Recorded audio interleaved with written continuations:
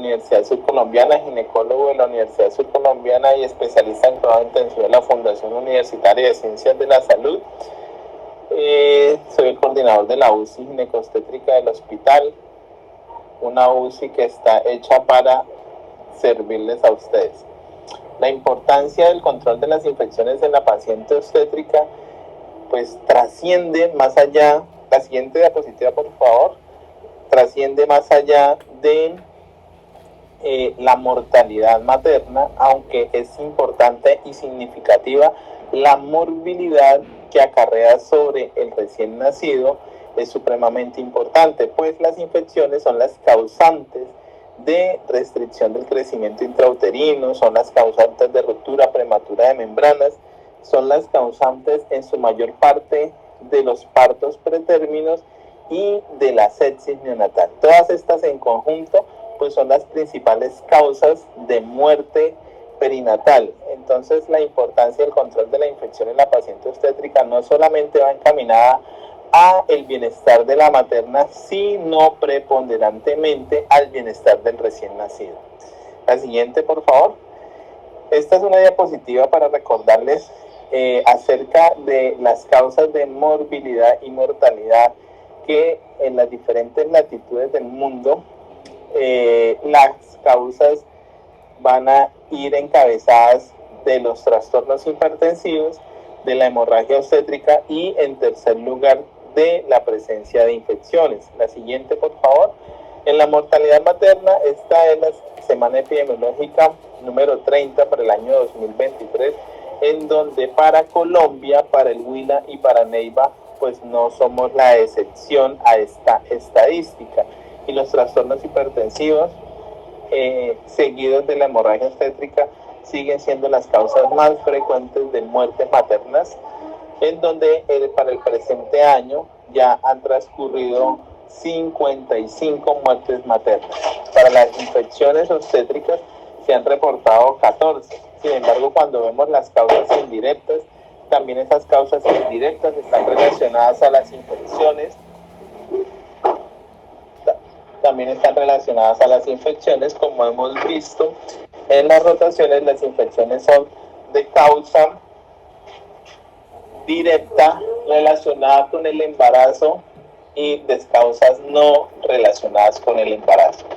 Entonces, para Colombia hemos tenido en el presente año ya 14 causas de muertes maternas. Si sumáramos esas causas indirectas, pues ya serían más o menos alrededor de 23 o 24 causas, acercándose mucho o sobrepasando inclusive el segundo lugar de la hemorragia obstétrica. Siguiente. Esta diapositiva es para mostrarles en el transcurso de los años, aproximadamente 10 años, esta es la razón de morbilidad materna en Colombia y estaba directamente relacionada con las pacientes que ingresan a las unidades de cuidado intensivo. Para el año 2012, el número de pacientes que ingresaba a las unidades de cuidado intensivo era más o menos alrededor de 4.692 casos en toda Colombia. Y vemos cómo este número de casos se ha venido aumentando en la medida que avanza el tiempo, siendo para el año 2022 el total de pacientes que ingresaron a las unidades de cuidado intensivo relacionadas con patología obstétrica 33.250. Este ascenso en la morbilidad va inversamente proporcional a la mortalidad. Esta estrategia de llevar más pacientes a las unidades de cuidado intensivo ha sido importante en la disminución de la mortalidad materna. Hace algunos años, en el 2012, apenas empezaron con las unidades de cuidado intensivo obstétrico y era mucho menor el número de pacientes que ingresaban. Pero hemos venido cambiando este paradigma en el cual se consideraba que cuando se llevaban las pacientes obstétricas a las unidades de cuidado intensivo era porque algo no andaba bien. Hoy en día consideramos que llevar a las pacientes a las unidades de cuidado intensivo con la intención de brindarles una mejor monitoría es una estrategia importante para disminuir la mortalidad y la morbilidad. Entonces es importante que conozcan que cada vez hay más pacientes en las unidades de cuidado intensivo, no con un motivo de maniobras invasivas, sino con un motivo de monitorización, especialmente en las pacientes que cursan con trastornos hipertensivos, que es el mayor número de pacientes que recibimos en las unidades de cuidado intensivo obstétricos, sino también en esas pacientes que cursan con infecciones. Siguiente, por favor. Esta siguiente diapositiva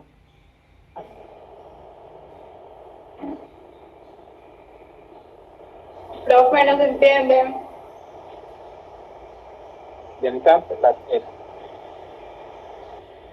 Esta siguiente diapositiva donde mostramos la razón de morbilidad materna extrema según las causas agrupadas.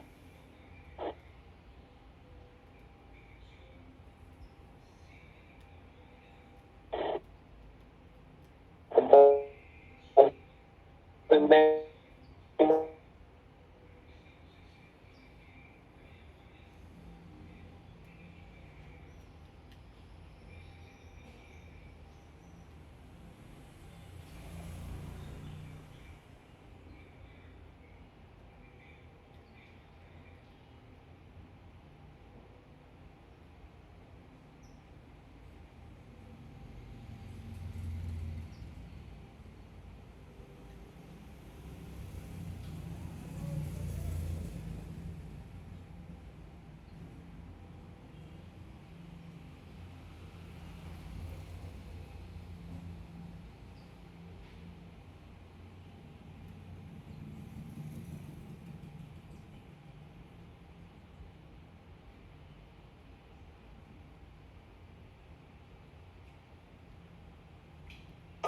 Doctor, no se escucha nada.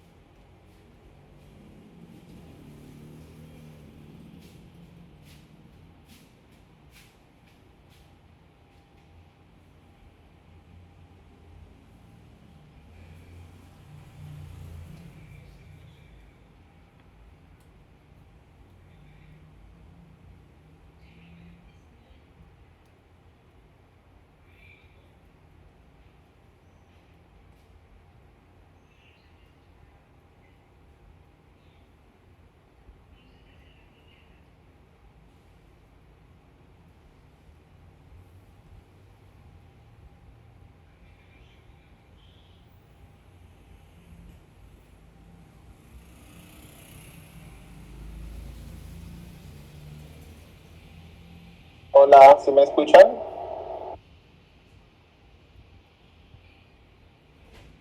Ahora sí, Doc.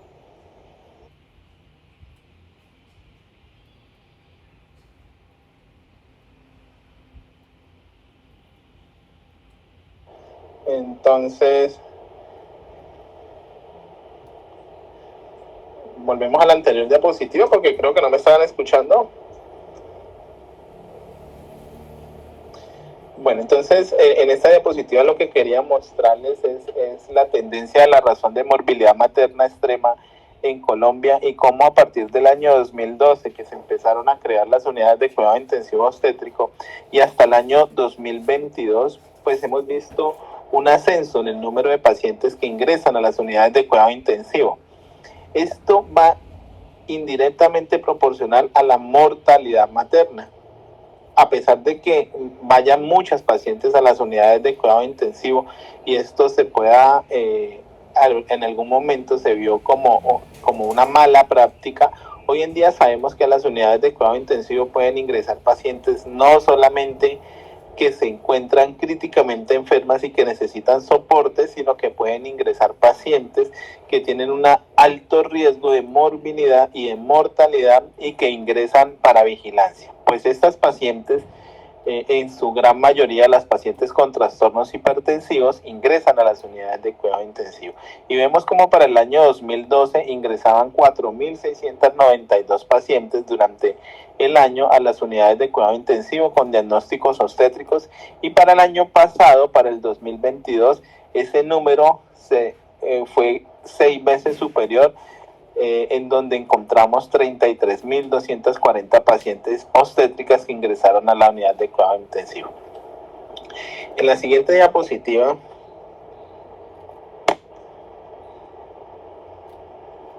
no, la anterior, esa. En la siguiente diapositiva vemos la razón de morbilidad materna extrema, en donde vemos que no solamente como una causa de muerte, sino también como causa de morbilidad, los trastornos hipertensivos, la hemorragia y la sepsis obstétrica se llevan el encabezado como causas de estas patologías. Siguiente. Veamos entonces algunas definiciones que han venido cambiando en el tiempo y que nos hacen entender entonces qué es lo que ha pasado con las infecciones. Tenemos entonces las pacientes que tienen una colonización, son todas aquellas pacientes que en sus tejidos se aíslan microorganismos, pero que no tienen una respuesta inflamatoria. Entonces, cuando tenemos una presencia de bacterias en sistemas que son estériles y tenemos respuesta inflamatoria, es a lo que llamamos infección. Y la sepsis ha venido cambiando su concepto. En algún momento decíamos que la sepsis eran las pacientes que tenían el aislamiento microbiológico y que tenían respuesta inflamatoria. Hoy sabemos que ese concepto está relacionado directamente con el compromiso de órganos blancos y que este compromiso de órganos blancos aumenta la probabilidad de muerte. Es así como en el CHES, en el año 94 se habló entonces por primera vez para la organización en la reanimación de estas pacientes, y entonces hablábamos de que habían pacientes que cursaban con respuesta inflamatoria sistémica, pero que esta respuesta inflamatoria sistémica no era secundaria a una infección, y que para que esa sepsis fuera considerada deberíamos tener entonces la respuesta inflamatoria secundaria a la presencia de una bacteria en un sistema que previamente era estéril, debíamos tener el aislamiento y debíamos tener el compromiso de un órgano para poder generar entonces el diagnóstico de sepsis. Entonces la respuesta inflamatoria hoy en día ha virado, aunque no ha desaparecido del panorama en la medicina. Siguiente. Vemos entonces cómo la sepsis hoy en día es la respuesta disregulada del huésped con un compromiso orgánico en respuesta a una infección. Este concepto se generó entonces en el consenso de sepsis, en el tercer consenso de sepsis, en donde hablamos ya que un mismo microorganismo podía tener diferentes respuestas de acuerdo a la condición que tenía el huésped, y que finalmente lo que generaba la mayor respuesta inflamatoria era su sistema inmune y esa predisposición que tenía para generar enfermedad. Entonces consideramos que la sepsis es la disregulación en la respuesta inmunológica y debe tener el compromiso de un órgano. Ese compromiso del órgano, entonces lo vamos a evaluar de una forma objetiva y vamos a utilizar diferentes escalas. Entre las escalas más importantes que tenemos para la evaluación de la condición de compromiso de órgano blanco, entonces tenemos el SOFA. Siguiente. En esta diapositiva entonces vemos cómo inicialmente teníamos la respuesta inflamatoria para hacer el diagnóstico de infección, y vemos cómo esa respuesta inflamatoria para hacer el diagnóstico de sepsis, y vemos cómo esa respuesta inflamatoria se desplazó entonces para hacer el diagnóstico de infección. En la historia clínica de la enfermedad de la paciente con infección, entonces tenemos que la paciente inicialmente está colonizada, y colonizado pues estamos absolutamente todos los seres humanos, y la probabilidad de muerte por infección en una paciente que está colonizada pues es del 0%. Y en la medida que avanza la historia clínica de la enfermedad en la infección, no importa el órgano en el cual se originó la infección, ya puede ser una neumonía, puede ser una infección de vías urinarias, puede ser una infección de tejidos blandos, puede ser una coriondonitis. En esta primera etapa de la infección, cuando la paciente empieza a presentar los signos de respuesta inflamatoria sistémica sin haber adquirido el compromiso de órgano blanco, y podemos intervenir a esta paciente, pues es la mejor intervención que podemos hacer, ya que vamos a lograr que solamente entre el 1 y el 2% de las pacientes progresen a mortalidad. La siguiente escala en la historia natural de la enfermedad inicialmente entonces es la colonización, el segundo es la respuesta inflamatoria sistémica, el tercero entonces es el choque séptico. En el choque séptico es cuando encontramos que la paciente, consecuencia de esa misma infección, ha hecho una hipotensión sostenida, y esa hipotensión sostenida tiene como características: 1, la no respuesta a la reanimación hídrica vigorosa; 2, el requerimiento de soporte vasopresor luego de 1 hora de reanimación; y 3, la hiperlactatemia por encima de 2. Cuando tenemos estas características hablamos de choque séptico. Es la misma infección que ha progresado en la historia natural de la enfermedad, y en este momento la mortalidad de esta paciente se ha incrementado al 40%. Seguidamente de esto, si la paciente no tiene un adecuado control de su infección, pues va a progresar a una disfunción multiorgánica, en donde podemos tener comprometido el sistema nervioso central con alteración del estado de la conciencia o con alteración en la escala de Glasgow. Podemos tener una alteración en el sistema cardiovascular con el requerimiento de soporte vasopresor, que puede progresar a choque refractario con el requerimiento de más de 2 soportes inotrópicos, el compromiso pulmonar evaluado a través de la relación que hay entre la fracción inspiratoria de oxígeno y la presión arterial de oxígeno. Esa relación se llama PAFI, y cuando la PAFI está por debajo de 300 hablamos de un compromiso leve de la oxigenación. Cuando está por debajo de 200 hablamos de un compromiso moderado de la oxigenación, y cuando está por debajo de 100 hablamos de un compromiso severo de la oxigenación.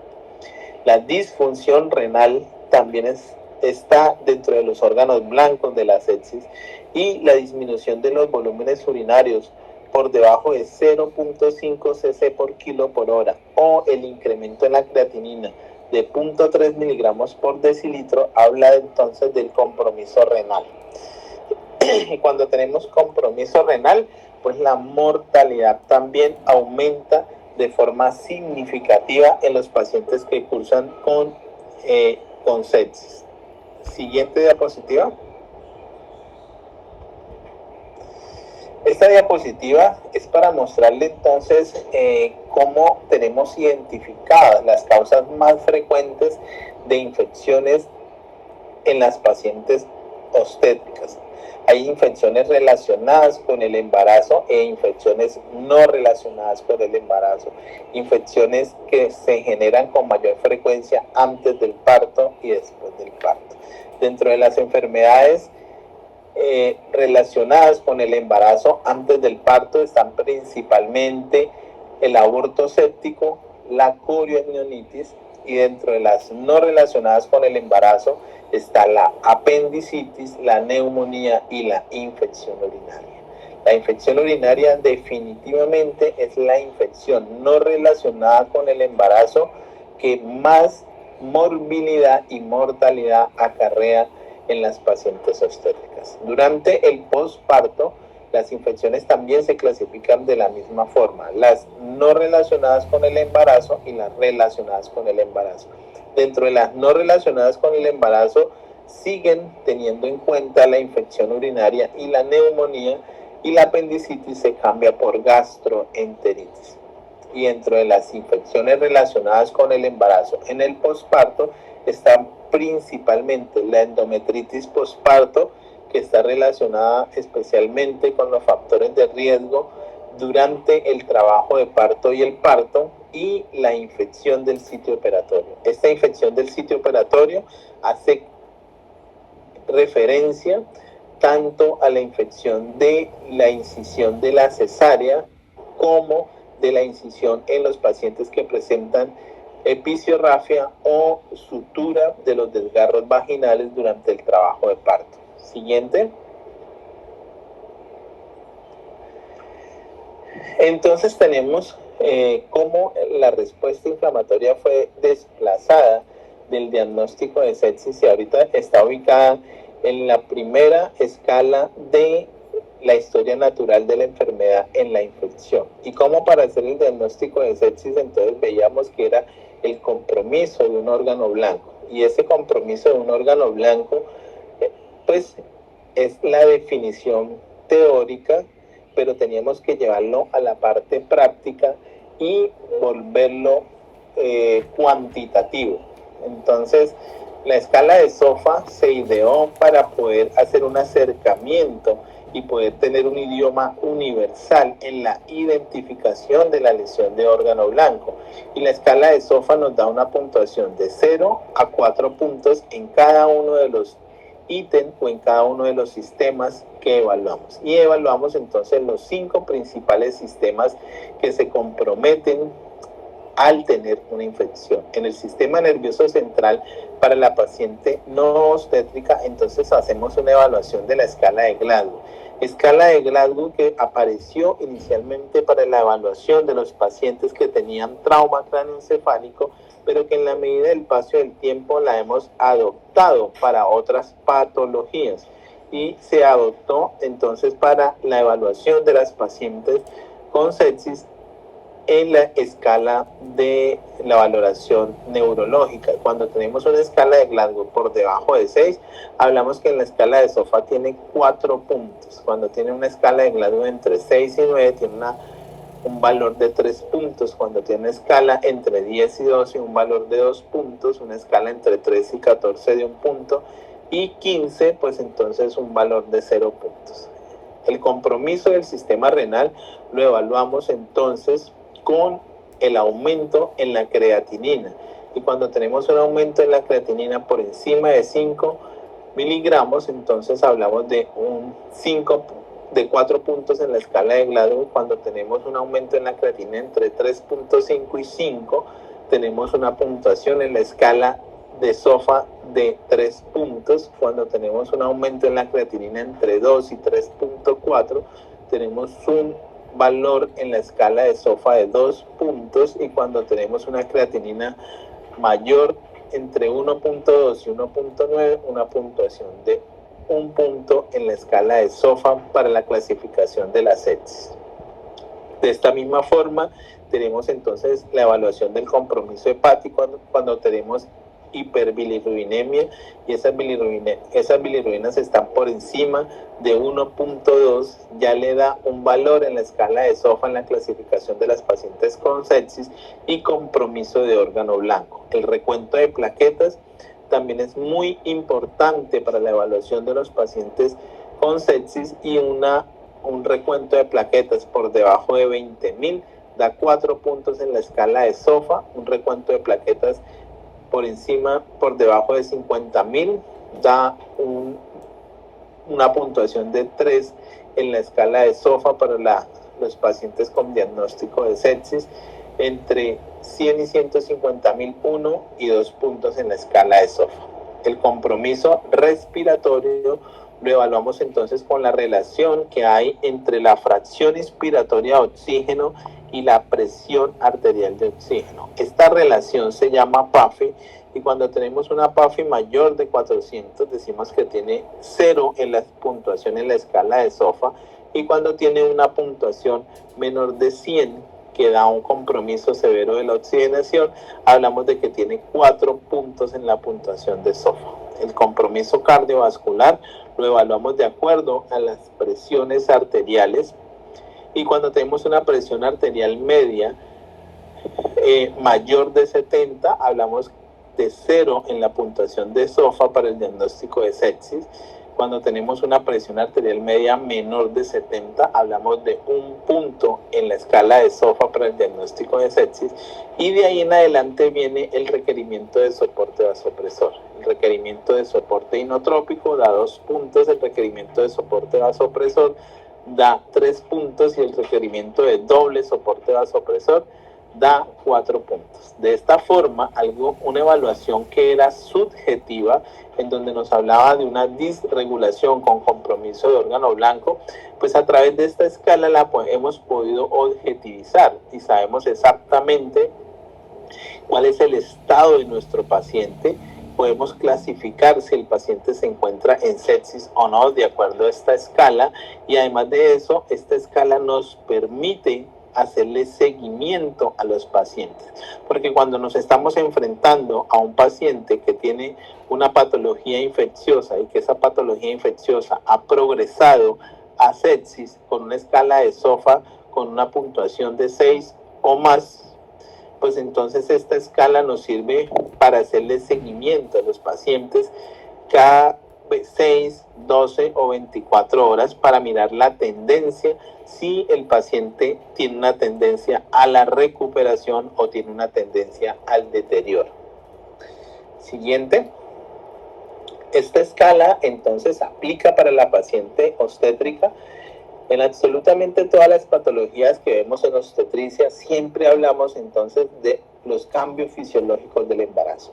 Y estos cambios fisiológicos del embarazo no son ajenos a esta escala, y entonces se han planteado diferentes escalas para la paciente materna teniendo en cuenta estos cambios fisiológicos del embarazo. La paciente embarazada se considera una paciente en un choque compensado, en donde la paciente inclusive desde su primer trimestre del embarazo se encuentra con una frecuencia cardíaca aumentada y con unas presiones arteriales disminuidas, haciendo muy parecido el estado fisiológico del embarazo a un estado de choque compensado o a un estado inicial en la paciente con sepsis no obstétrica.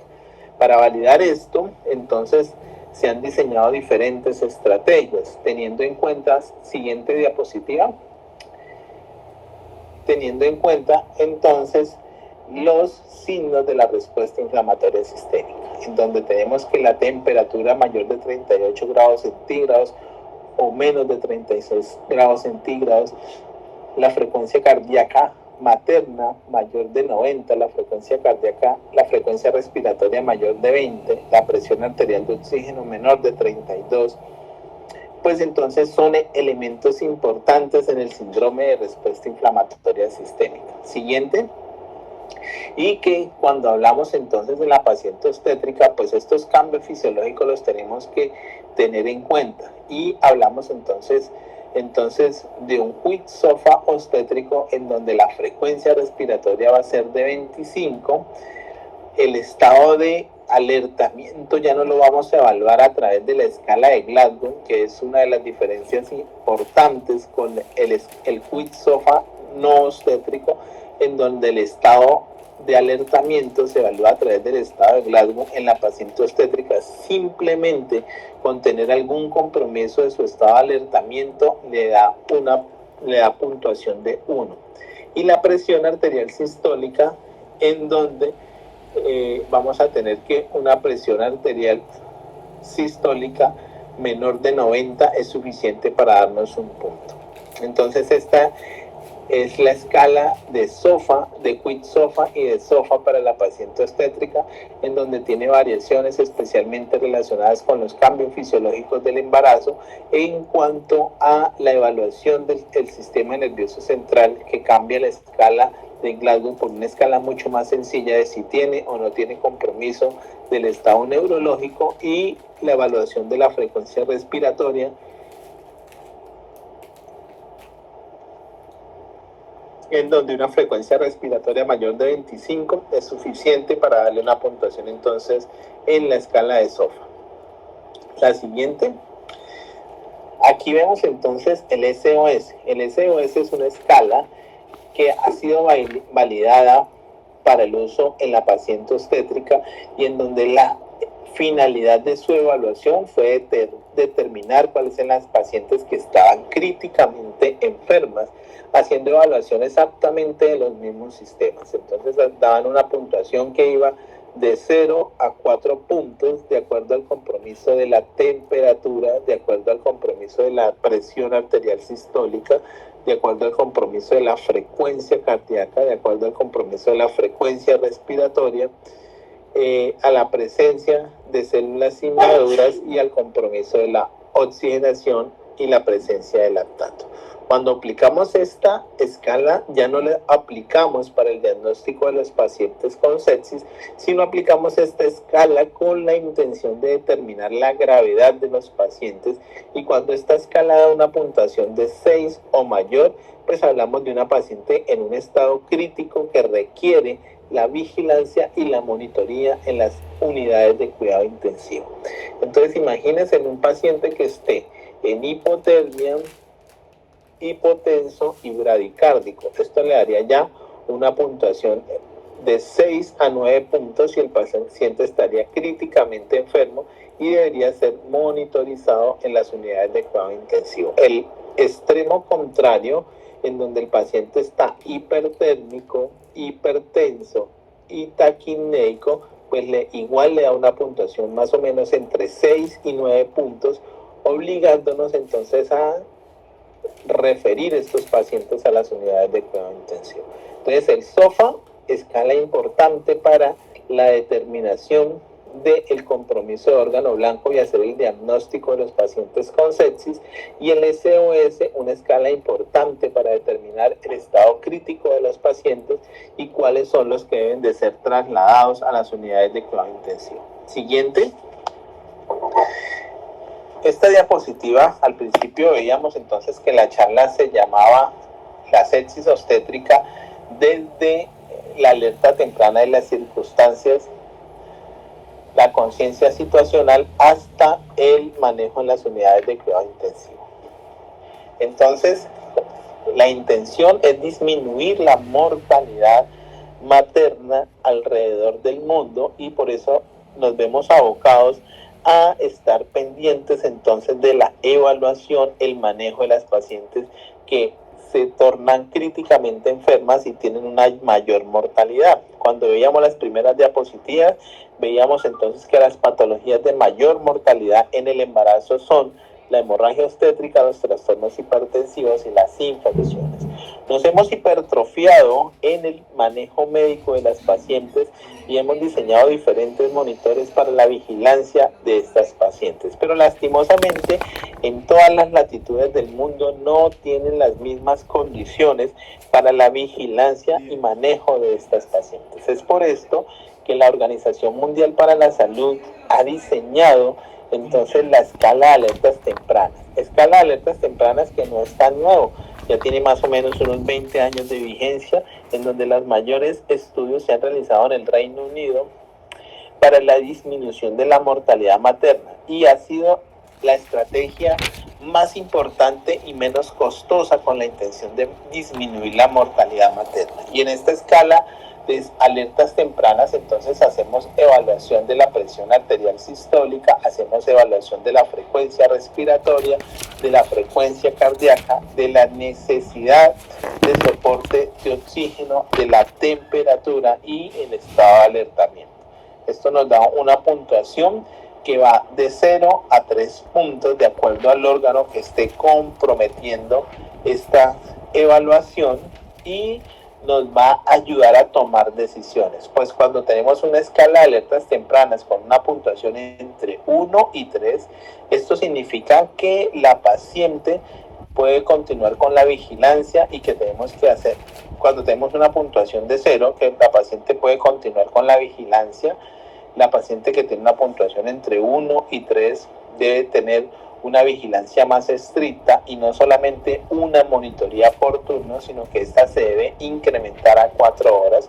Cuando tenemos una puntuación entre 3 y 4, debemos hacer llamado al personal profesional de enfermería para que vigile esta paciente con mayor cuidado, ya que en la escala de alertas tempranas ha tenido una tendencia al ascenso en la puntuación y esto está relacionado entonces con patologías que se van a complicar.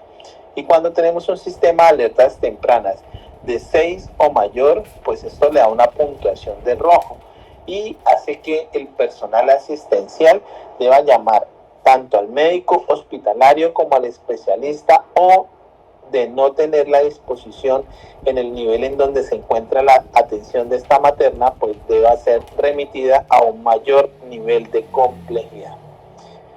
Siguiente. Ahí, tranquila. Hablamos entonces del principio de conciencia situacional. Cuando hablamos del principio de conciencia situacional, hablamos que el 100% de nuestras pacientes que murieron de forma hospitalaria, consecuencia de la hemorragia obstétrica, consecuencia de los trastornos hipertensivos o consecuencia del choque séptico, pues el 100% de estos pacientes en algún momento de sus últimas 6 horas de vida presentaron síntomas y signos de alarma que debían haber tenido un mejor manejo y una mejor atención. Esto habla entonces de la conciencia situacional. La conciencia situacional hace referencia a que estamos haciendo el ejercicio muy bien de vigilar las pacientes, estamos haciendo el ejercicio muy bien de tomar los signos vitales, estamos haciendo el ejercicio muy bien de registrarlos, pero estamos haciendo mal la tarea en el manejo de estos signos vitales. Y los diferentes estudios lo que han demostrado es que el 100% de los pacientes en las últimas 6 horas tuvieron alteración en la escala de alertas tempranas con una puntuación de 6 o más puntos, y a pesar de que se registró, no se tomó la decisión adecuada en el manejo de estos pacientes. Siguiente. Entonces, vamos a hablar entonces de la hora de oro. Y en la hora de oro lo que vamos a hablar entonces es de todas estas cosas que tenemos que hacer en sepsis para disminuir y tener un impacto importante en la mortalidad. Cuando hacemos el diagnóstico de infección, lo que tenemos que pensar es que esta paciente puede transitar en la historia natural de la enfermedad de una colonización a una infección, a un choque séptico, a una disfunción multiorgánica e inclusive a la muerte.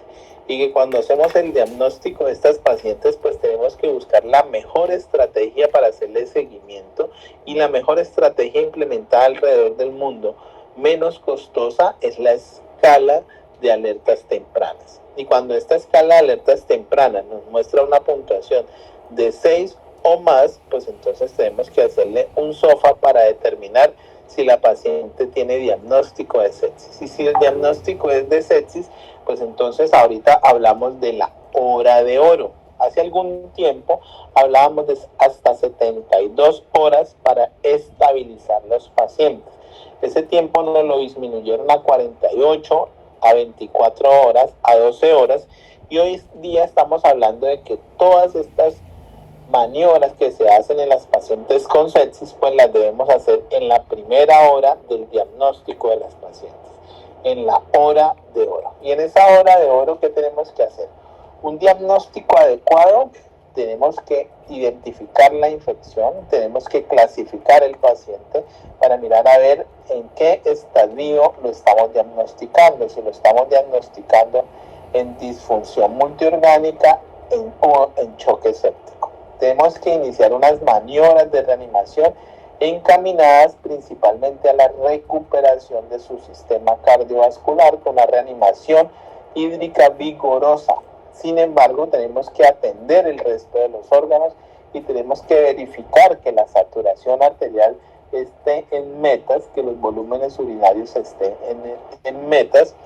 Debemos iniciar en las primeras 6 horas el mejor tratamiento antibiótico y debemos cultivar. Al transcurrir esa hora de oro, tenemos que haber definido si la paciente tuvo una buena respuesta al manejo inicial, y si no es el caso, pues debemos pensar en que esta paciente debe ser trasladada a una unidad que le brinde la mejor monitoría para el manejo de esta patología. Siguiente. Cuando iniciamos entonces el manejo de estas pacientes, tenemos unas metas. Hablemos entonces de las metas a nivel cardiovascular. Cuando hablamos de las metas a nivel cardiovascular, hacemos el diagnóstico e iniciamos la reanimación vigorosa de estos pacientes, pues hablamos de que tenemos que tener una presión venosa central entre 8 y 12 milímetros de mercurio. Esa presión venosa central cada vez en menos uso. Se necesita la inserción de un catéter venoso central y el extremo de este catéter venoso central debe estar ubicado en la unión aorto-cava, en la unión atrio-cava. En esta unión medimos entonces la presión de milímetros de mercurio, y cuando esa presión de milímetros de mercurio está por debajo de 8, hablamos que la paciente está hipovolémica, y cuando esa presión en milímetros de mercurio está por encima de 12, hablamos que la paciente está hipervolémica. Decimos que ese catéter venoso central cada vez está en menos uso debido a que es un procedimiento invasivo y que tienen riesgos el suministrar este tipo de terapia. Tenemos otra forma de evaluar las metas en la reanimación hídrica, y para ello está entonces la presión arterial media. Hoy en día hablamos que las metas de reanimación en una paciente con diagnóstico de sepsis, la presión arterial media debe estar en 65 milímetros de mercurio. Y cuando garantizamos esta presión arterial media de 65 milímetros de mercurio, estamos garantizando una adecuada perfusión de los órganos vitales: el cerebro, el riñón, el corazón y el embarazo. Otra forma de medir la respuesta al manejo es el paso de la sonda vesical y medir entonces el volumen urinario. Nos importa muchísimo cuando los volúmenes urinarios caen por debajo de 0.5 centímetros por kilo por hora, y además de eso, el incremento en la creatinina mayor a 0,3 miligramos por decilitro. Cuando tenemos cualquiera de estas dos condiciones, hablamos que la paciente está fuera de metas en cuanto a la diuresis o al sistema renal del paciente. La saturación arterial de oxígeno, hablamos entonces de una presión arterial de oxígeno mayor de 70 milímetros de mercurio, y en donde la estrategia más frecuente para aumentar la saturación arterial de oxígeno es la transfusión de hemoderivados. Entonces estas son las metas terapéuticas que tenemos en la paciente con sepsis en el manejo de la reanimación inicial que se da en cuanto a el sistema cardiovascular. En cuanto al inicio del tratamiento antibiótico, cuando tenemos entonces una infección, tenemos que preguntarnos entonces, de acuerdo a la evaluación que hicimos, si esta paciente tiene riesgo para infecciones obstétricas o no obstétricas. y después de que evaluemos entonces la causa más frecuente de la infección, que puede decir algo para el paciente que estamos sospechando una meningitis, pues hay que colocar antibióticos que penetren la barrera encefálica. Cuando hablamos de una neumonía, tenemos que colocar antibióticos dirigidos a este tipo de patología. Cuando pensamos en una infección urinaria, tenemos que pensar entonces en antibióticos dirigidos a esta patología. De esta forma, escogemos el antibiótico. Pero tenemos que tener en cuenta que tenemos que hacer una evaluación juiciosa si los pacientes tienen riesgo para gérmenes multidrogoresistentes.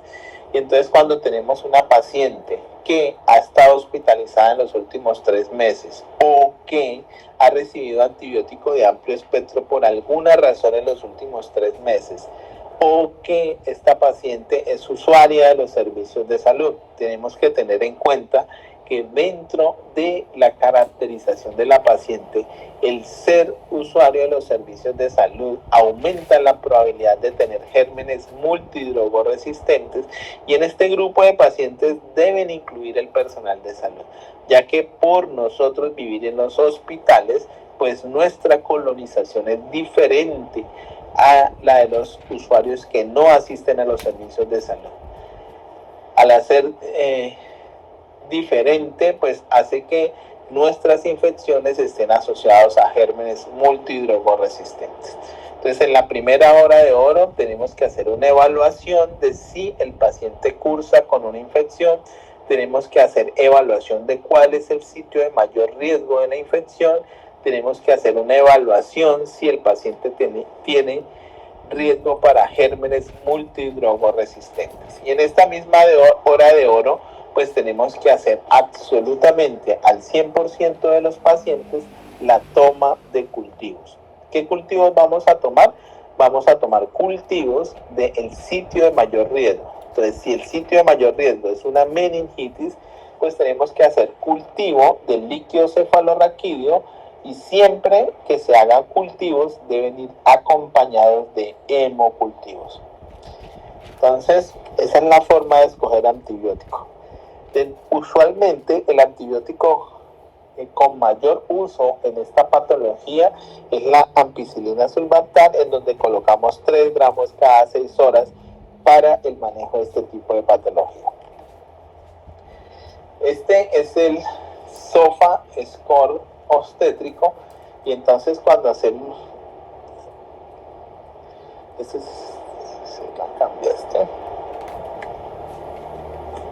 es el SOFA obstétrico, y entonces cuando iniciamos la hora de oro, que hemos hecho una adecuada reanimación hídrica, hemos iniciado el tratamiento antibiótico, hemos tomado los cultivos, pues tenemos que hacer la toma de laboratorios con la intención de clasificar nuestra paciente. Y entonces el SOFA obstétrico nos recuerda cuáles son los laboratorios que debemos solicitar. Debemos solicitar entonces gases arteriales, porque el SOFA nos pide la fracción expiratoria de oxígeno en relación a la presión arterial de oxígeno, y esta relación entonces para determinar la PAF. Debemos tomar un hemograma para hacer el recuento de plaquetas. Tenemos que solicitar laboratorios de química sanguínea que incluyen las bilirrubinas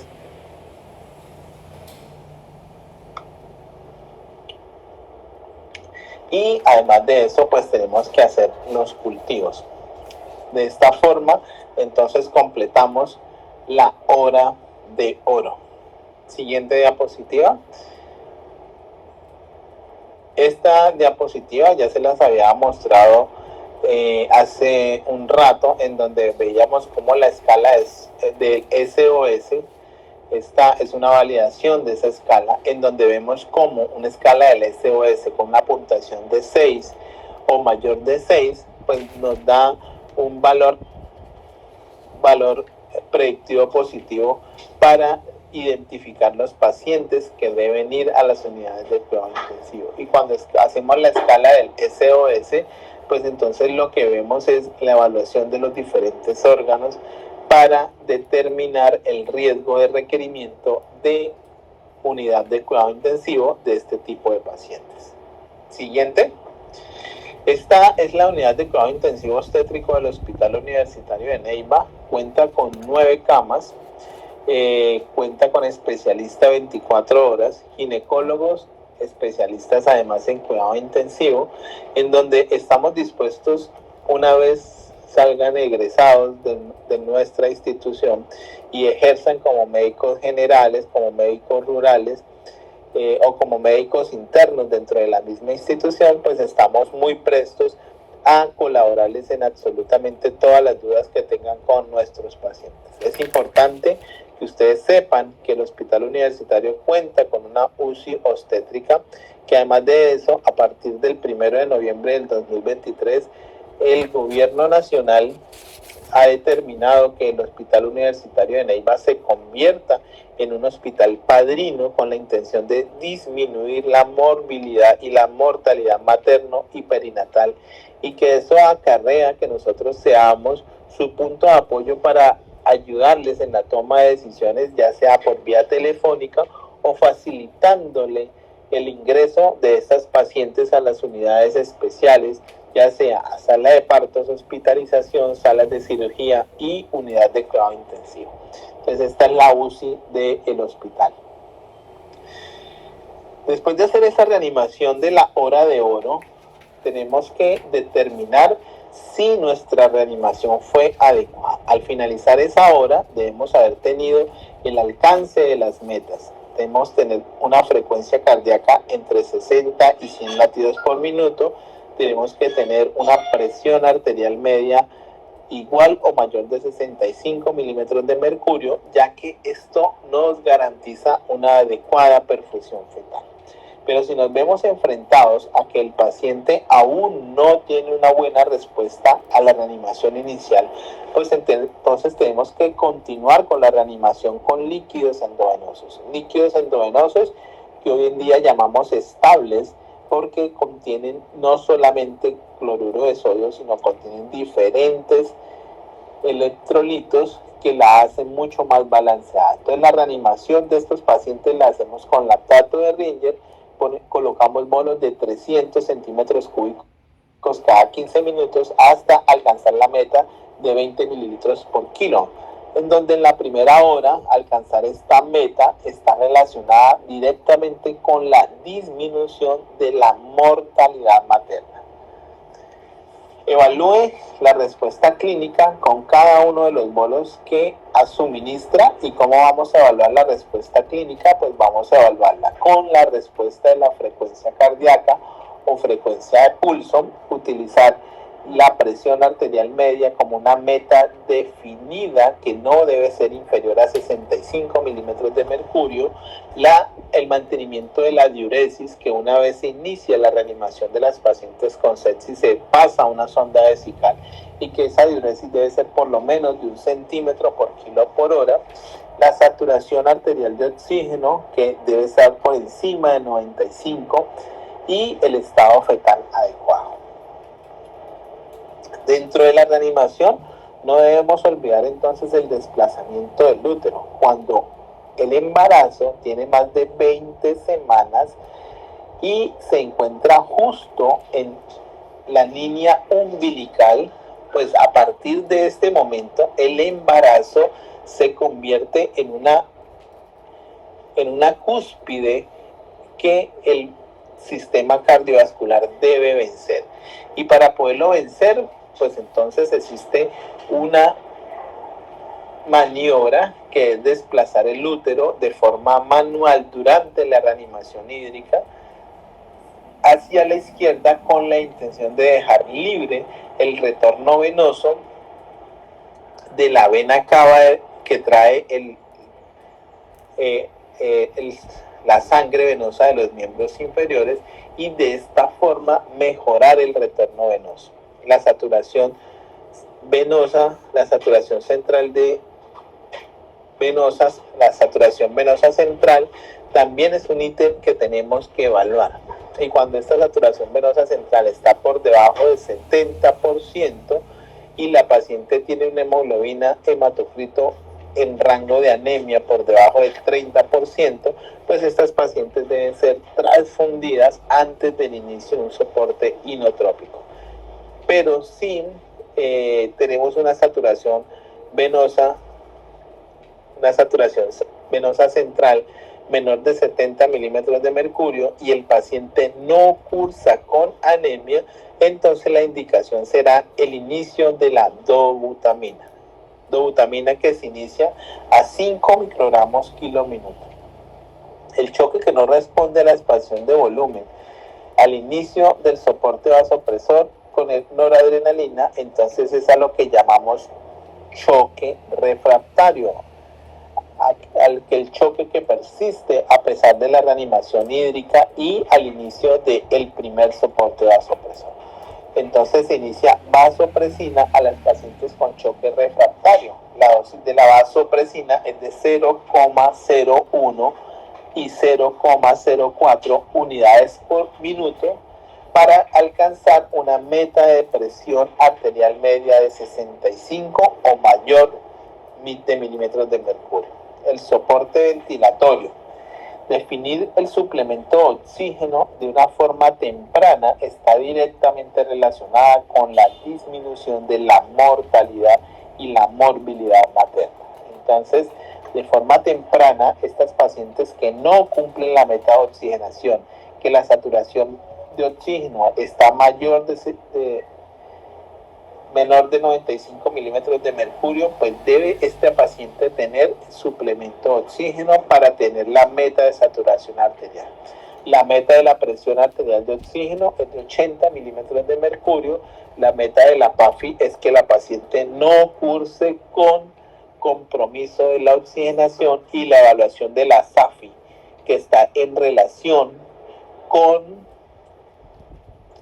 la fracción inspiratoria de oxígeno y la saturación arterial que se mide con el oxímetro de pulso. Esta medida que busca no reemplazar la PAFI, pero que sí busca que se convierta en una herramienta para aquellos sitios en donde no contamos con gases arteriales. Pues tenemos que de todas maneras ayudar a hacer una aproximación del estado clínico de la paciente.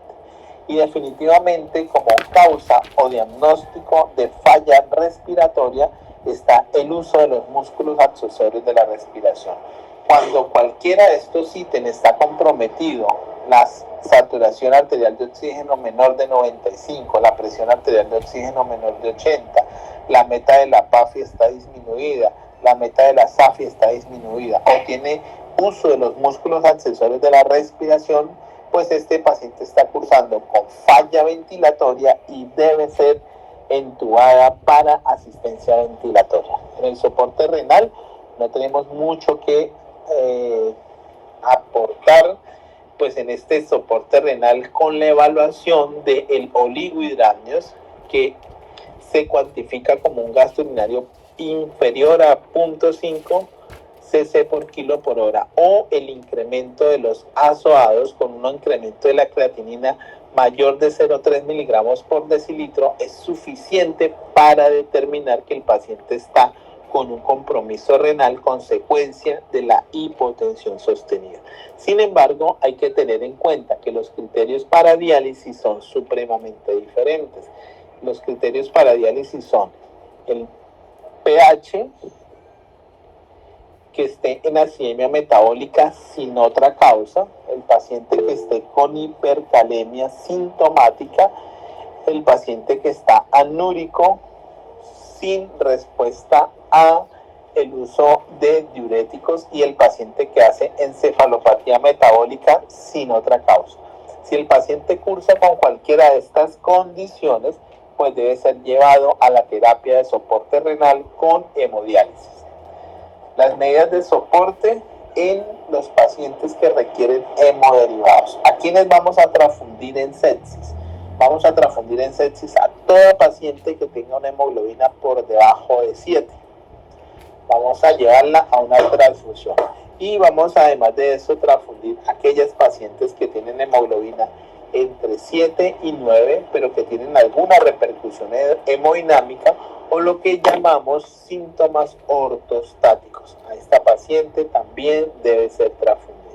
A las pacientes que tienen un recuento de plaquetas inferior a 20.000 por milímetro cúbico, pues estos pacientes deben ser llevados a transfusión de plaquetas, y si tiene alguna indicación de manejo quirúrgico, ya sea parto vaginal o cesárea, debe tener por lo menos un recuento por encima de 50.000 milímetros de mercurio. Entonces, todas estas son las condiciones para transfundir las pacientes en la condición obstétrica. Hemoglobina por debajo de 7, absolutamente a todas. Hemoglobina entre 7 y 9, que es aquella que tenga síntomas de ortostatismo. Recuento de plaquetas por debajo de 20.000 a todos. Recuento de plaquetas por debajo de 50.000, solo si tiene síntomas relacionados con el bajo número de plaquetas. Siguiente, los corticoides. Los corticoides tienen dos usos en la paciente con sepsis obstétrica. Un primer uso en los pacientes que tienen embarazos entre las 26 semanas y las 34 semanas, y que estos embarazos creemos que van a terminar en esta hospitalización y van a tener un parto prematuro. Pues tienen una indicación entonces de corticoides con la intención de realizar una inducción de la maduración pulmonar del recién nacido. Se usa la betametasona, 12 miligramos intramuscular, dos dosis separadas por 24 horas. El otro uso de los corticoides es los pacientes que tienen choque refractario, los pacientes que, a pesar de la reanimación hídrica, requirieron un primer soporte vasopresor. El primer soporte vasopresor no fue suficiente para alcanzar las metas de reanimación y hubo necesidad de iniciar un segundo vasopresor. A eso se llama choque refractario. Y en este tipo de pacientes se usa la hidrocortisona a dosis bajas. Se utilizan 50 miligramos intravenosos cada 8 horas y no se debe exceder en más de 300 miligramos al día. En el manejo de estos pacientes, la dosis de corticoides no debe superar los 7 días de suministro, ya que tiene unas implicaciones importantes sobre la inmunosupresión de estos pacientes. El control del metabólico de estos pacientes también es supremamente importante, relacionado con la disminución de la mortalidad, y en estos pacientes que no son diabéticos debemos tener las metas de 80 a 100 miligramos por decilitro en ayunas y de 180 miligramos una vez hayan consumido alimento.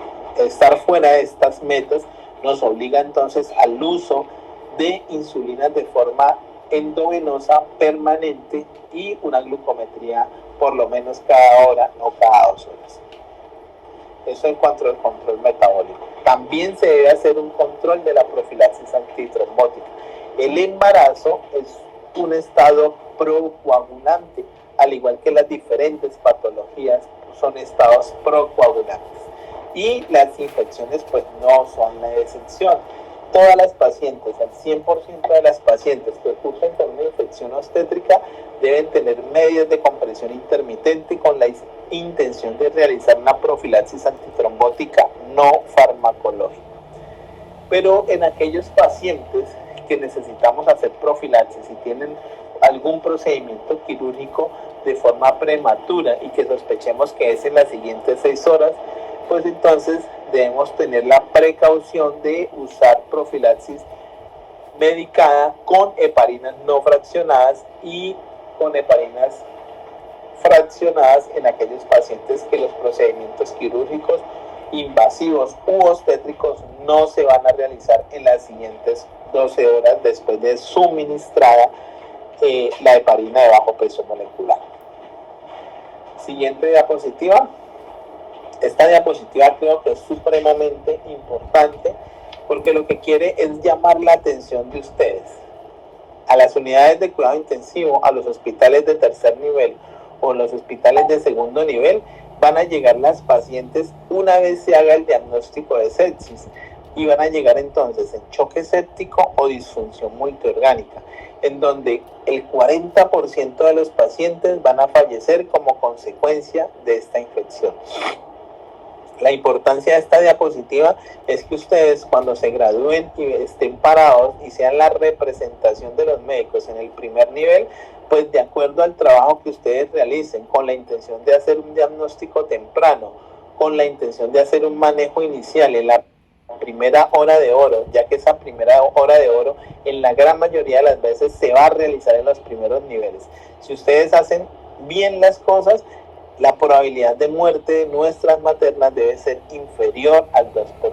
Pero si esas maternas por alguna razón, ya sea por retrasos en el diagnóstico, retrasos en la clasificación, retrasos en el manejo, progresen en la historia natural de la enfermedad a disfunción multiorgánica, choque séptico, pues van a tener una alta probabilidad de morir, inclusive entre el 40 y el 60%.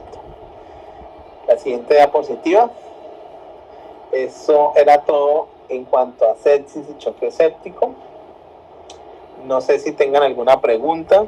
Hemos resuelto muchas dudas en las rotaciones, pero sin embargo, pues no sé si tengan alguna pregunta referente a el manejo de la paciente con sepsis y choque séptico durante el embarazo, el parto y el posparto.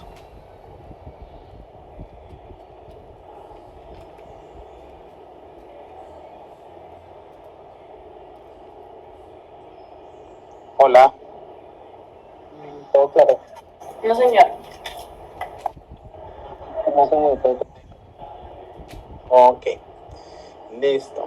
Queda pendiente entonces para hacer hemorragia obstétrica, que la hacemos el lunes, y antibióticos en el embarazo, que la hacemos el martes. ¿Listo? El examen es el viernes, ¿no? Profe, pero los orales son las fechas que están en el calendario, que tendríamos el 31 el oral. El 31 el oral. Ah, ok. Sí, señor. Entonces el lunes hacemos los dos temas. Vale. ¿Listo? Bueno, que estén bien. Chao, gracias. Hasta luego. Hasta luego. Gracias por...